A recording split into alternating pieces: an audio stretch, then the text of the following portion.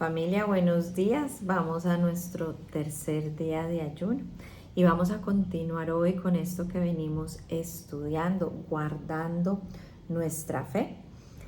Estábamos en 2 de Timoteo 4, del 7 al 8, donde el apóstol Pablo nos dice: en el ocaso de su vida he peleado la buena batalla, he acabado la carrera, he guardado la fe. Y nos hemos concentrado en esto de guardar la fe. Ya estudiamos cómo guardar nuestra fe y la de los nuestros al interior de la familia. Ayer hablábamos de cómo guardar la fe en nuestro lugar de trabajo, en nuestro lugar de estudio. Y hoy vamos a hablar de cómo guardar la fe en la iglesia. Suena un poco raro, pero sí, cómo guardar la fe en el lugar donde me congrego, en el ICT, en mi familia de la cruzada, como usted lo quiera llamar, donde el Señor nos plantó a usted y a mí. Y no pierda de vista que guardar la fe es muy importante, porque sin fe, dice la Biblia, es imposible agradar a Dios, porque es necesario guardar la fe para poder alcanzar las promesas. Y bueno, suena un poco raro, pero la verdad es que su fe no se preserva solamente por ir a la iglesia, solamente por ir a la reunión cada 8 días. No, sí. De hecho, mucha gente que va a la iglesia pierde su fe. No vive como hemos venido hablando y estudiando este tiempo. En ningún momento he dejado de confiar en Dios. Eso significa guardar la fe, que en ningún momento de su vida dejó de confiar en el Señor. No necesariamente porque usted va a la iglesia y se congrega, esto está sucediendo en su vida. Por supuesto, no quiero decir que sucede si usted no va a la iglesia, no, esa es la mentira que a veces nos dejamos meter muchos, ¿cierto? Que sin congregarme yo puedo mantener mi fe. No, eso tampoco es cierto, eso es contradecir la Biblia, pero bueno, eso es tema de otro día.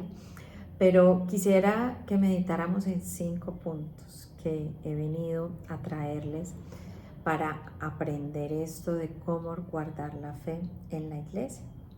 Y el primero es: dispóngase a conectar con el Señor. Cuando usted va a su reunión, dispóngase a conectarse con el Señor y no pierda de vista que para usted conectarse con el Señor, como hemos venido hablando a lo largo de la visión de este año, usted tiene que desconectarse, ¿sí? Empiece por guardar su celular. Quiero confesarles algo: yo amo a Dios, yo amo su palabra, me encanta ir al ministerio. Llevo un poco más de 35 años en esta familia y soy feliz cada que salgo a una reunión. Amo a Dios, amo ir a la iglesia, pero tengo que confesar que cuando estoy en la reunión y leo la Biblia de mi celular y me entra un mensaje, me desconcentro. Lo leo, ¿sí? Lo leo y a veces digo, no, que mis discípulas, que tengo que responder aquí, que tengo que responder allá, pero esa es la verdad, ¿sí? Entonces yo le animo a que lleve su Biblia física. Eso evita que usted se desconcentre, eso lo ayuda a conectarse. Sí, lleve su libro, abra su Biblia, guarde el celular, siléncielo. No puede ser que Dios, el creador del cielo y la tierra, su Señor, su amor, al que usted le debe todo lo que es, todo lo que tiene, no pueda usted dedicarle 1 hora y media, 2 horas de su tiempo, ¿sí? Como siempre le digo a mis hijas: si ustedes tienen una emergencia, primero llamen a la ambulancia, llamen a la policía, ¿cierto? Porque yo no puedo estar conectada a las 24 horas, ¿sí? Entro a una reunión, me desconecto. Entro a una pastoral, me desconecto. Por supuesto, a veces estoy pendiente, no lo puedo negar, cuando tengo que atender alguna situación, pero la idea es que aprendamos a desconectarnos. Aproveche los tiempos de alabanza, aproveche para ir y descargarse con el Señor cuando esté en la reunión, para decirle al Señor: estoy bravo, estoy triste, tengo rabia, descárguese, conéctese con el Señor. Pero también concéntrese en la palabra de Dios, por favor, concéntrese. Porque a veces uno se desconcentra de la palabra de Dios y se concentra en la ropa que tiene puesta la persona que está dando el tema. Se concentra en la persona que está dando el tema, cómo habla. Ay, yo lo he visto teniendo malas actitudes, ¿cierto? Y entonces va perdiendo como credibilidad la palabra de Dios. A veces en estos días le dábamos un entrenamiento a la célula madre de Houston sobre homilética, cómo preparar y dictar un tema. Pero hablábamos con Juanpa, que uno puede también caer en el error de quedarse viendo los errores del predicador, ¿cierto? Y desconcentrarse y desconectarse de lo más importante, ¿cierto? Que es lo que esa persona me está enseñando de la palabra de Dios. El yo poder leer la Biblia y entender en ese momento el mensaje de Dios para mí, que me quiere enseñar a mí, que quiere que yo cambie. Si usted quiere preservar su fe, tiene que aprender a conectarse con Dios cuando va a la iglesia. Y por favor, muy importante, no se deje enganchar en los pasillos, no se deje enganchar con aquellos que lastimosamente están más distraídos que usted y van a la iglesia a cumplir la cita de cada semana, pero no a conectarse con el Señor. Miren lo que el Señor le dice a Isaías en el capítulo 58, en el versículo 1 y 2, precisamente cuando está hablando de cómo su pueblo vivía esto que les estoy hablando. Grita con la voz de un toque de trompeta, grita fuerte, no seas tímido, háblale a mi pueblo Israel de sus pecados. Sin embargo, se hacen los piadosos, vienen al templo todos los días y parecen estar encantados en aprender todo sobre mí. Actúan como una nación justa que nunca abandonaría las leyes de su Dios. Me piden que actúe a su favor, fingiendo que quieren estar cerca de mí. Imagínense qué regaño, qué regaño. Que no nos toque ese regaño a usted y a mí. Que seamos un pueblo que está fingiendo querer estar cerca al Señor cuando va a la iglesia, cuando va al ministerio cada 8 días, pero realmente no conecta con el Señor. Miren lo que dice: vienen al templo todos los días y parecen estar encantados de aprender todo sobre mí, pero realmente están bastante desconectados. Bueno, ese es el primer punto. Segundo punto, su cita pastoral. Su cita pastoral. Hay un pasaje muy lindo en Juan 21, del 15 al 17, donde el Señor Jesucristo le pregunta a Pedro 3 veces: ¿me amas? Y el Señor le dice: pastorea mis ovejas, apaciéntalas, mis ovejas, mis corderos. Y siempre lo vemos desde la perspectiva de ese llamado que Dios nos ha hecho a todos nosotros, de servir a otros, de cuidar a otros, de enseñarle a otros lo que Dios nos ha enseñado a nosotros también. Y eso es cierto, pero también lo es, familia, que usted es oveja. Usted no solamente está recibiendo un llamado a ser pastor, usted también está recibiendo un llamado a ser oveja, a que usted reconozca que necesita ser apacentado. Apacentado viene de nosotros ser cuidados, ser enseñados. ¿Sí? Usted necesita ser cuidado, usted necesita ser consolado muchas veces, usted necesita que lo guíen. A veces uno no está seguro de cómo de cómo aplicar la palabra de Dios en ciertas situaciones. Uno necesita a quien lo ayude a interceder, como Moisés intercedió por su pueblo. Pero si no conoce sus peticiones específicas, ¿cómo van a interceder por usted? Pero también usted necesita ser pastoreado. Usted necesita ser pastoreado significa, viene de pasto, de recibir pasto. Usted necesita recibir alimento. No pierda de vista que su fe no puede ser guardada. Usted no puede llegar a la meta de su vida y decir, nunca ha dejado de confiar en el Señor, si usted no vive este proceso que está en la Biblia, el proceso pastoral. Miren tan bonito lo que nos dice la palabra de Dios en Proverbios 15:22. Cuando falta el consejo, fracasan los planes. Cuando abunda el consejo, prosperan. Vuelvo y le repito, de pronto hay planes que no han prosperado en su vida, porque no hay consejo en su vida. Usted no tiene quien le aconseje y por eso a veces hay fracaso en nuestra vida. Yo le animo a que usted se deje pastorear, dejemos las prevenciones, démonos la oportunidad de ser pastoreados por una persona imperfecta, porque ese es, como siempre les he dicho, el modelo que Dios creó. Él no mandó ángeles a pastorear a su pueblo, Él mandó seres humanos imperfectos.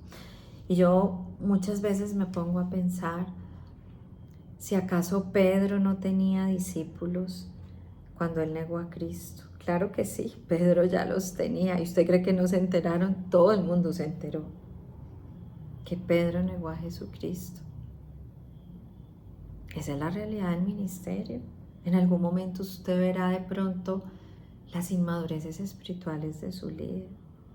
Pero eso no quiere decir que Dios no lo vaya a usar y que Dios no lo haya escogido para darle a usted una lección valiosa. Por supuesto que está en la Biblia. No pierda de vista, por ejemplo, que Josué quizá tuvo que ver ese momento de carnalidad de Moisés cuando golpeó la piedra. Claro que sí, pero no por eso él dejó de ser un buen discípulo, de dejarse pastorear. Recordemos a Samuel. Samuel no tuvo el mejor de los líderes, que era Elí.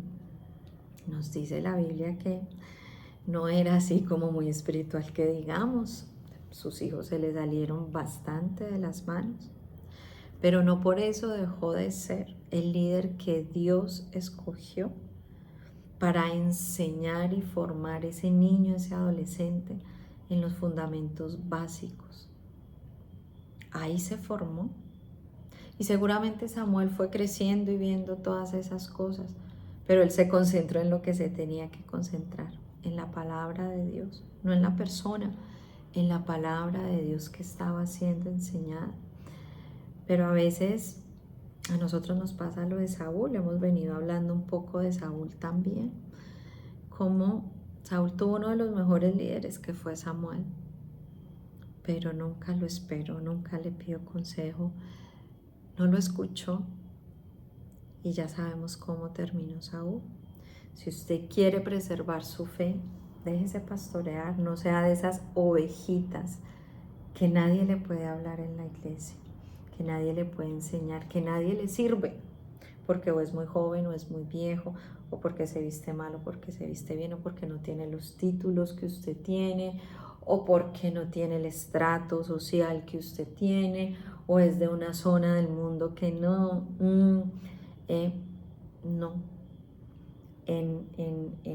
En el grupo de los apóstoles había de todo. A mí eso me encanta. Había de todo. Los que eran muy letrados, los que no, los que eran de una zona del país, los que eran de otra zona, los que estaban muy preparados académicamente, los que no.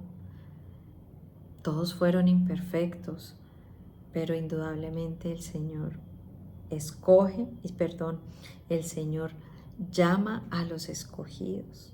y se perfecciona en todos esos llamados. Y seguramente su líder vivirá el proceso que vivimos todos los seres humanos en la fe. Vamos creciendo, vamos madurando, ¿sí? Seguramente el Pedro que le tocó al principio no era el mismo Pedro después, como el mismo Abraham que conocimos al principio no fue el mismo Abraham después. Podemos ver en Jacob, en Esther, todos los personajes bíblicos los vemos madurando, ¿sí? Y qué lindo que usted sea ese discípulo maduro que entiende que su líder no es perfecto, pero que aún así Dios lo escogió y le va a dar una valiosa enseñanza, un valioso consejo a través de ese líder. Hay cosas que nosotros vamos a aprender con nuestro líder, que no vamos a aprender con nadie más. Tercero, el compañerismo cristiano. Recordemos lo que nos dice Hechos 2:42, cómo preservaron la fe los cristianos del primer siglo. Todos los creyentes se dedicaban a las enseñanzas, vuelvo y les repito, dice Hechos 2:42, a las enseñanzas de los apóstoles, a la comunión fraternal, a participar juntos en las comidas. Así nos describe la Biblia en la primera parte de Hechos 2:42. Participaban juntos de las comidas en la comunión fraternal. Así preservaron su fe en un momento muy difícil, donde tener fe era de pronto equivalente a posiblemente morir. Estaba escuchando un poquito las noticias con este bombardeo que ha hecho Irán a Israel, que a propósito, por supuesto, tenemos que estar orando. Más de 200 misiles ayer bombardearon todo Israel y bendito sea el Señor.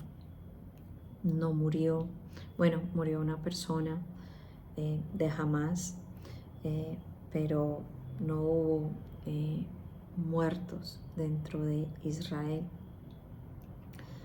Un milagro, solo el Señor.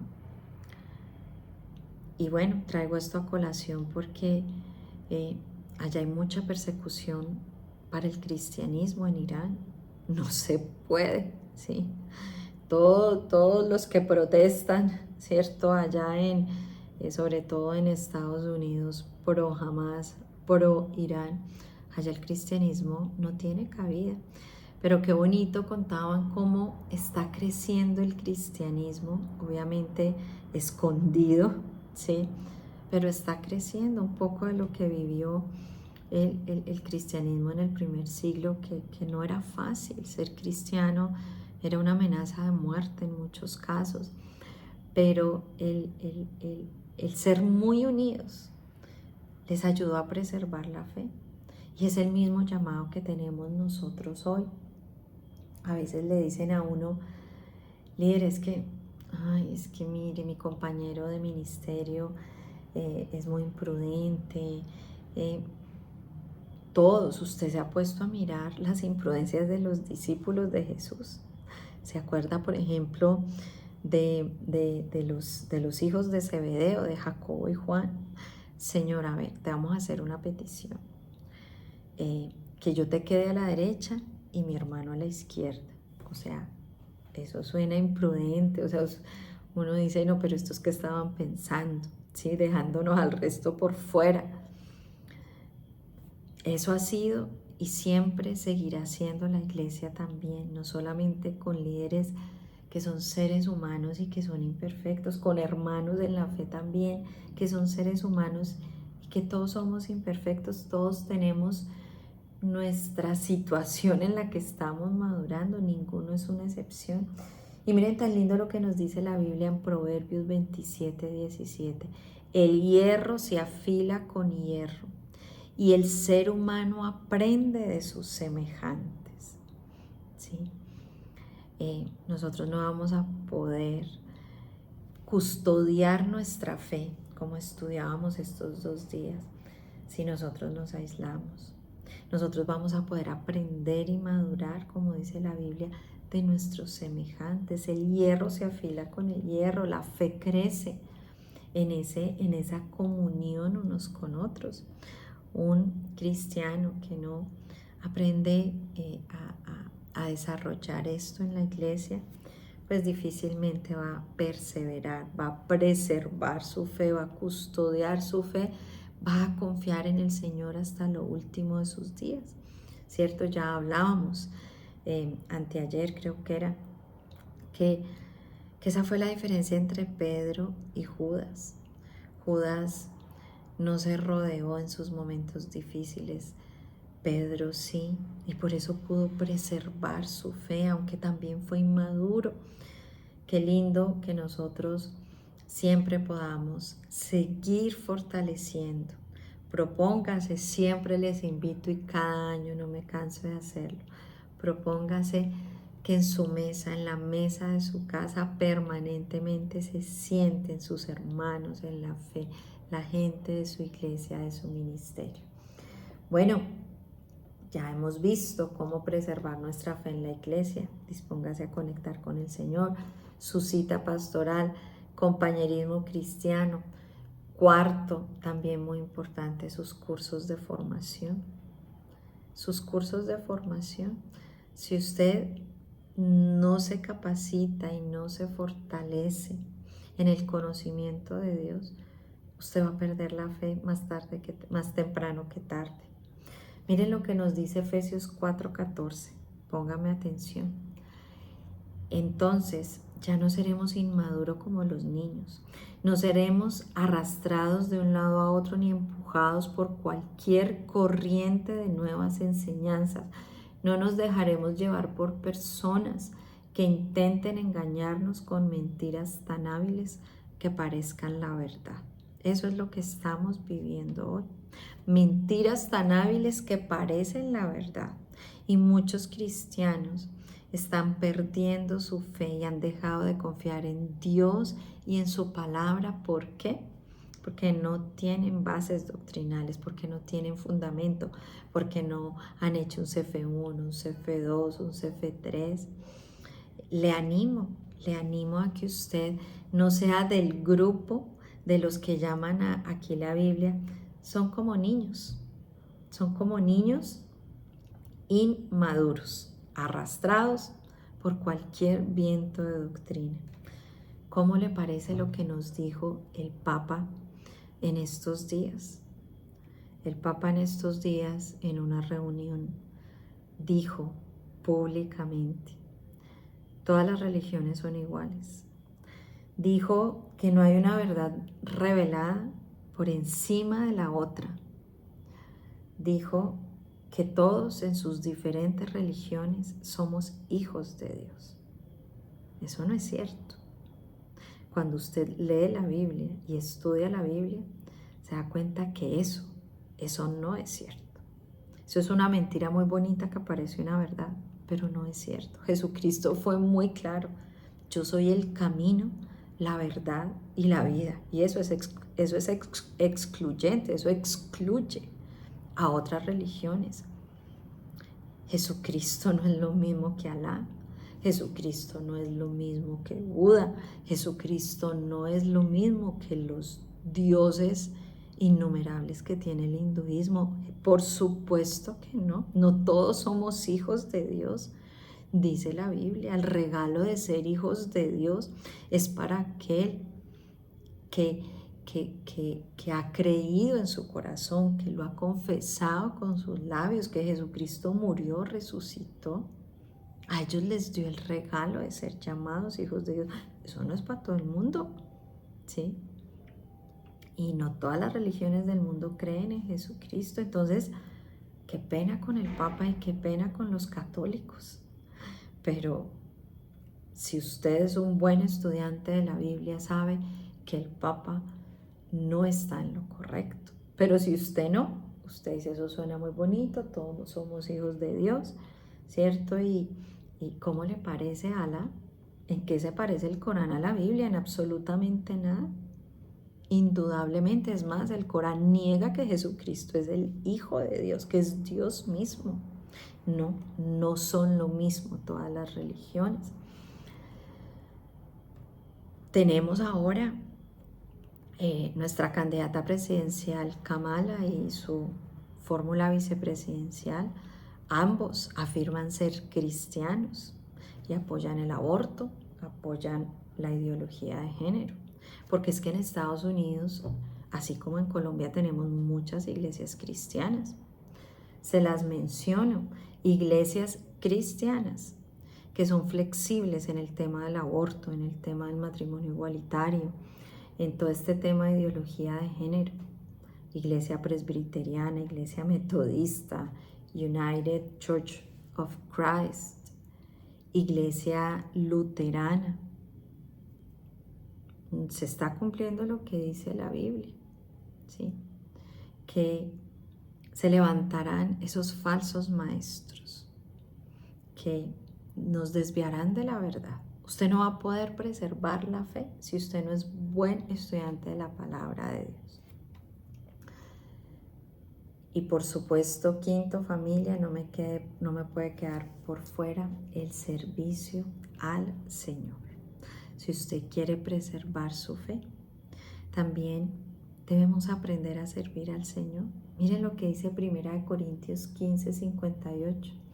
Por lo tanto, mis amados hermanos, permanezcan fuertes y constantes.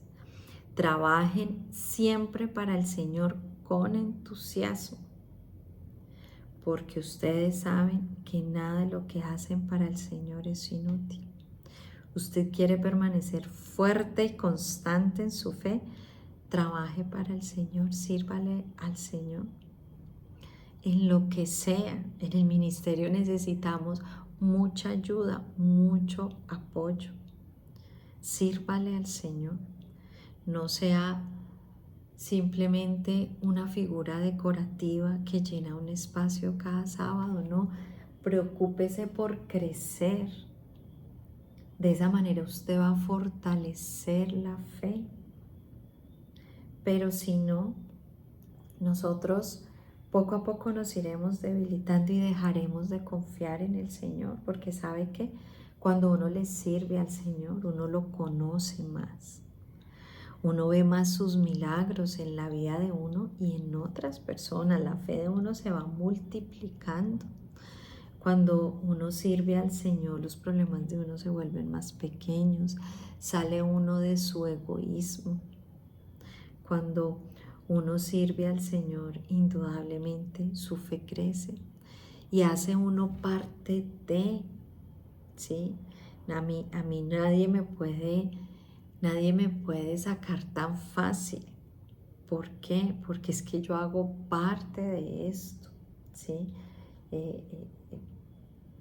No solamente a mí me sirven, yo sirvo de diferentes maneras, en el sonido, en la música, en la alabanza, en la logística, en los temas, con los niños, con los jóvenes, con los adultos, abriendo las puertas de mi casa, celebrando los cumpleaños, visitando al enfermo, haciendo la obra social, llevando un mercado. Hay sin número de formas como la Biblia nos muestra.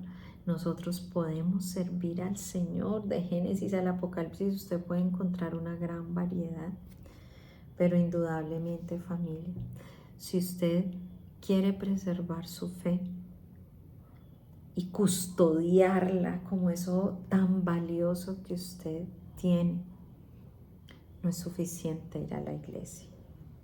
Es necesario disponerse a conectar con Dios, es necesario vivir un proceso pastoral, es necesario desarrollar un compañerismo cristiano, es necesario involucrarse en los cursos de formación y es necesario servir al Señor.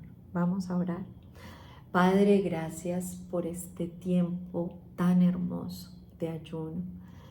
Permítenos, Señor, custodiar nuestra fe, tener nuestra mirada bien atenta en nuestra fe, cómo guardarla en los nuestros, Señor. Gracias, Padre, porque tú has tenido misericordia de nosotros y nos has dado el regalo maravilloso de creer en ti, de tener la convicción cada día de que tú eres nuestro Señor y nuestro Salvador, oh Jesús. Que no importa la situación que estemos viviendo, Señor, tú siempre, siempre nos salvarás, tú siempre nos guiarás, tú siempre nos restaurarás. Gracias, Señor, no permitas que nada ni nadie nos arrebate la fe. Que nunca, como decía el apóstol Pablo, nunca dejemos de confiar en ti, Señor, ayúdanos. Ayúdanos a poner en práctica todo esto que hoy hemos aprendido. Ayúdanos a corregirnos. Ayúdanos a no ser esos niños espirituales o esos adolescentes espirituales que se resisten, sino que crezcamos, que maduremos, Señor, y que nuestra fe se haga más fuerte cada día.